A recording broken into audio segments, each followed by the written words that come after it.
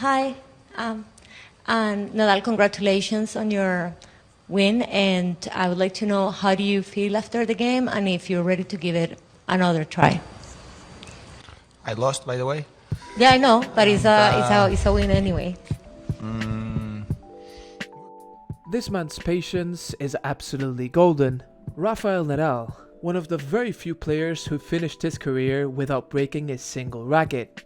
And that discipline and self-control can also be appreciated in the press room, where Nadal throughout the years has received some of the most stupid questions you will ever see. So in today's video, let's check out 10 minutes where reporters tested Nadal's patience with some ridiculous questions. If that sounds interesting, let's get right into the video. Déjame mezclar un poquito de tenis con fútbol. ¿Qué te gustaría que pasara más? ¿Que Nadal ganara el Miami Open o que el Madrid se lleve la Champions? Porque contra el Múnich no la van a tener fácil, ¿eh? Bueno, estamos aquí ahora para hablar de tenis. ¿Vale? One in the middle. So it was only a second round match, but you celebrated as if it was something more, and I don't think I've ever seen you more angry during a match. I mean, a Spanish-speaking friend of mine said he was watching and he sort of lip-read you and thought you said pendejo and hijo de puta at one point. Me? Yeah. But Sorry. False. False. Okay, that's fine. Pendejo is Argentinian. I am Spanish. Yeah. Hijo de puta, I never said Okay. at all. Okay. But So check the videos again before saying that. Okay, no, that's one. Okay. That's why I brought it up. But what made you the most angry? Hi, Pekka Vahvanen, Ilta-Sanomat. During the past Grand Slam tournaments, some commentators have been criticizing you about the fact that you are not obeying the serve clock rule. For instance, John McEnroe has been pointing this out. You have not been following the serve clock rule. Like, there is 25 seconds, as you know, to serve. And for instance, John McEnroe has been pointing out that you are not following that particular rule in many matches. And it seems like the umpires are not enforcing the rule either in your case. So my question is, do you think that it leaves some kind of a shadow to your otherwise excellent legacy, that it seems like there are different rules for Rafael Nadal than there are for everybody else? I think I think it's a joke, you know. I went through a lot of warnings under my tennis career. Never for breaking a racket, never for doing a mess on court, but yes, for the time clock. You know, I have a problem that I am sweating a lot, you know, and when you are playing again during these very humid conditions, we have a biggest problem today. That is, we don't have the ball boys bringing the towel to you for the last couple of years, so you have to go to the farthest place of the court to take the towel. So the problem for players like me that are sweating that much is, you know that when you go to pick up the towel, you're going to be in trouble with the time. So I am not going very often. I don't think I have a different treatment from the umpires at all. You asked the question, sir. You asked the question. No. You gave the answer. I am so happy to have the conversation. Say again. Just because you are sweating a lot, there should be a different rule for you. I never said that. You know, I am following the rules, and if I am having more than 25 seconds, I receive a warning every single time. But if not, check the clock. I don't know if you want to create a. But I mean, thank you so much for. But I don't think I am receiving a different treatment at all.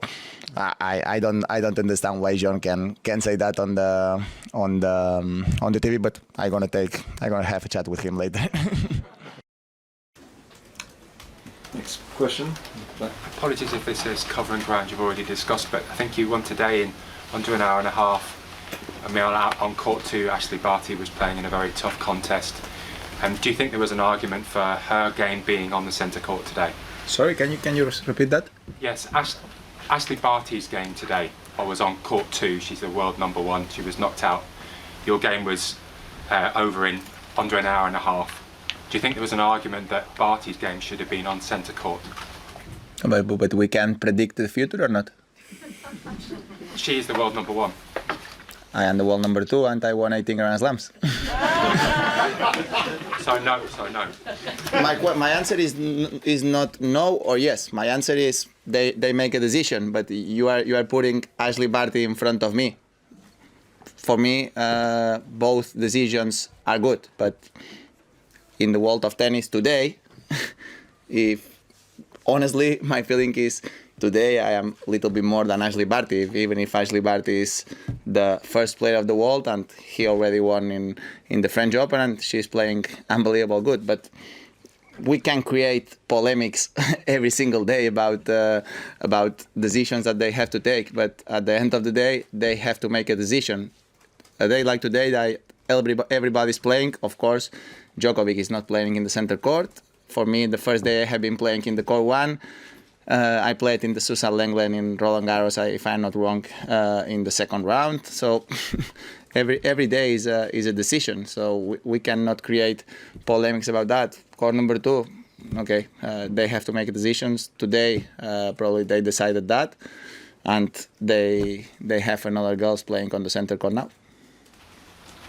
Rafa, just wondered if you could talk about each of your I have to ask you in English even if I would have preferred it in Spanish because I'm working for all the Italians who are not here. I would like to know what you expect from Berrettini, because tonight you lost 4 times the serve and okay, Berrettini and Schwarzman are completely different kind of players, but you saw him first of all, see him playing today? Did you see him play a little bit today against Monfils? What was your impression? How were you impressed? And so, if you answer me about that also in Spanish later, it would be nice. If you give me the chance to answer, it will be fantastic.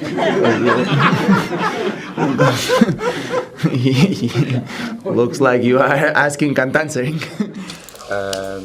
El otro día decías que veías ya que no nos engañáramos, que Djokovic estaba al 100%. ¿Lo has visto así? ¿Lo ves recuperado para estar otra vez en la lucha de los grandes torneos? Es que está en la final de Wimbledon. Sí, por eso. Es que está a punto de ganar Wimbledon. No sé si esto es más lucha de que grandes torneos o no. Es decir, no sé. No sé en qué mundo vivimos. Being and staying calm in general terms, so that's what I probably did all my career. Last question. Okay. Yes? Well, tonight you were playing very short many times. I don't know why, because you're not used to that. But I'd like to know, for many people to get married is a very important and distracted thing. Before the marriage, during the marriage, after the marriage. I'd like to know if somehow your concentration on tennis life has been a bit different, even if you were going out with the same girl for many, many years. Honestly, are you asking me this? Yeah. Is it a serious question or is it a joke? No, it is serious. Is it serious? I mean, Yeah. When I got married, I remember. Yeah. It's not something that you do it, and that's it. Okay. I'm surprised. It's a big surprise for me. You ask me this after being with the same girl for 15 years and having a very stable and normal life.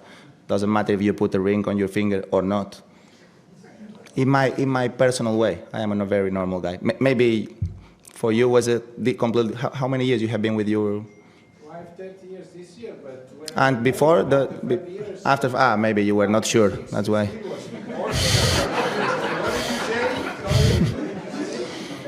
It's okay. Okay, we move to Spanish because that's bullshit. Thank you very much. He said the thing that he respects most about you is how hard you try all the time on every single point. And he has not been able to do that in his career so far. If he were to be able to do that, what do you think he would be able to achieve? If doesn't exist, as I said plenty of times, he's a very top talented player, but there is a lot of important things that you need to do to become a champion. No? Hi from London, Rafa. I just wanted to ask, you haven't reached the semi-finals at the Australian Open since you won the title in 2009. I just wondered if there's anything you find difficult or challenging about the conditions compared to other Grand Slams, and also do you think that this year it's not normal for you to play a warm-up tournament at Melbourne Park, because that option hasn't been there in the past? Do you think that will help you? I am very sorry to tell you, I don't want to, but I have been in the final of 2012, 14, 17, 18, and another semi-final. So I got injured a couple of times here in my tennis career. So of course, have been a great tournament for me, and of course, I had a lot of challenges in terms of injuries in this event. No, but.